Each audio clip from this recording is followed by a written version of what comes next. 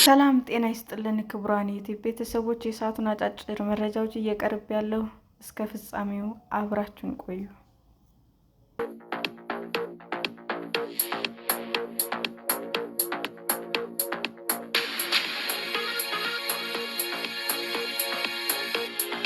ዛሬ በአዲስ አበባ በሚጀምረው ለትግራይ ክልል አጀንዳ የማሰባሰብና ተሳታፊ ለይታ ከ400 ያላነሱ ሰዎች እንደሚሳተፉ ተነገረ።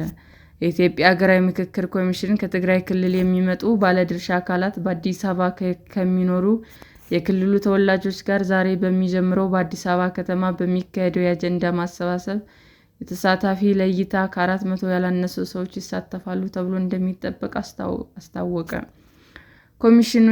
ኮሚሽነሩ የትግራይ ክልልን በምክክር ሂደቱ ለማሳተፍ የአጀንዳ ማሰባሰብ ተሳታፊ ለይታ በክልሉ በመገኘት ለማከናወን አቻይ ሁኔታ ባለመኖሩ በአዲስ አበባ ማካሄድ እንደ አማራጭ ተይዞ የነበረ እቅድ መሆኑን ከዚህ ቀደም ገልጾ የነበረ ሲሆን ከመጋቢት 23 እስከ 25 ቀን 2018 ዓ.ም በአዲስ አበባ ለሚካሄደው መድረክ ከ400 ያላነሱ ተሳታፊዎች ከትግራይ ክልል እንዲሁም ከአዲስ አበባ ይገኛሉ ተብሎ እንደሚጠበቅ ለሪፖርተር ገልጿል።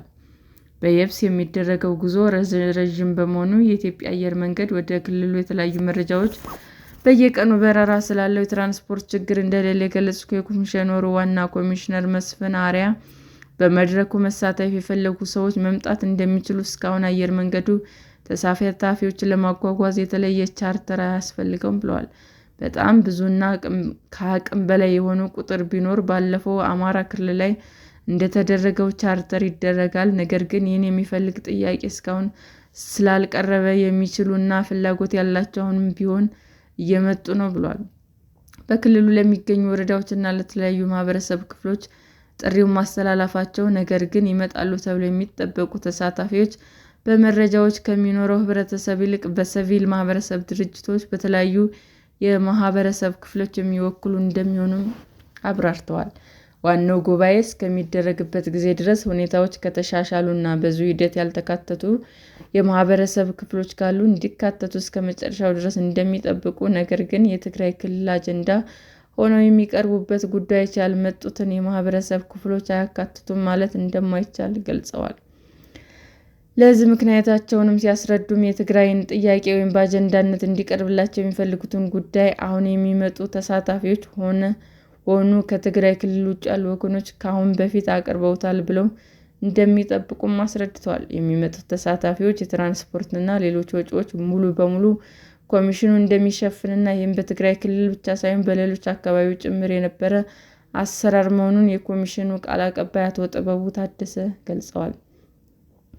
እስካሁን ባለው ሂደት ከ400 ያላነሱ ሰዎች ይሳተፋሉ ተብሎ እንደሚጠበቅ፣ ነገር ግን ቁጥሩ ከትግራይ ክልል የሚመጡትን ሰዎች ብቻ የሚያጠቃልል እንዳልሆነ ተናግረዋል። ኮሚሽነሩ ጥሪውን ካስተላለፈ በኋላ በጊዜያዊ አስተዳደር በኩል በይፋ ያስተላለፈው ወይም ከኮሚሽኑ ጋር የተነጋገሩበት ሂደት አለመኖሩን፣ ነገር ግን አመራሮች በሚዲያ የሚገልጿቸውን ሀሳቦች እንደ ማንኛውም ሰው እንደሚከታተሉ የገለጹት ቃል አቀባዩ ከዚህም ባለፈ በይፋ የክልሉን መንግስት የሚመስል አቋም ስለመግለጹ መረጃ እንደሌላቸው አስረድተዋል።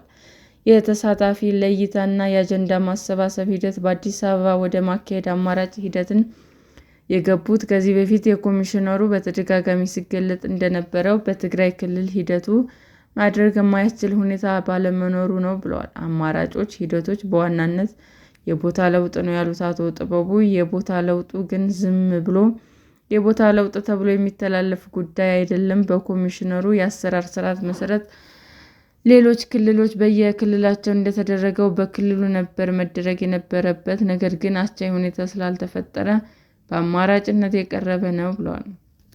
ወደፊት እነዚህ ሁኔታዎች ከተስተካከሉና ከተጠሩት መካከል በተለያዩ ምክንያት ያልተገኙና የመሳተፍ ፍላጎት ያላቸው እንዲሁም ከቀረቡት አጀንዳዎች በተጨማሪ መካተት አለባቸው የሚሉ ጉዳዮች ካሉ ወደፊት ኮሚሽነሩ እነዚህ ሀሳቦችን ለማካተት ፈቃደኛ መሆኑ፣ ነገር ግን ሁኔታዎች ካልተቀየሩ በሚቀርቡ አጀንዳዎችና ተሳታፊዎች እንደሚቀጥሉም አስገንዝበዋል። ሰላም ጤና ይስጥልን ውድ የዩቲዩብ ቤተሰቦቼ እንዴት ናችሁ? አዲስ ጀማሪ ነኝና ሰብስክራይብ ያደረጋችሁ አበረታቱኝ። አመሰግናለሁ። የዩቲዩብ አድማጮቻችን ለሰዓቱ ያቀረብኩላችሁ አጫጭር መረጃዎች ይህንን ይመስል ነበር። በሌላ መረጃ እስክንገናኝ ሼር፣ ላይክ፣ ሰብስክራይብ እንዲሁም ቢቀርብልን የምትሉት መረጃ ካለ ኮሜንት እያደረጋችሁ ቸር ቆዩን።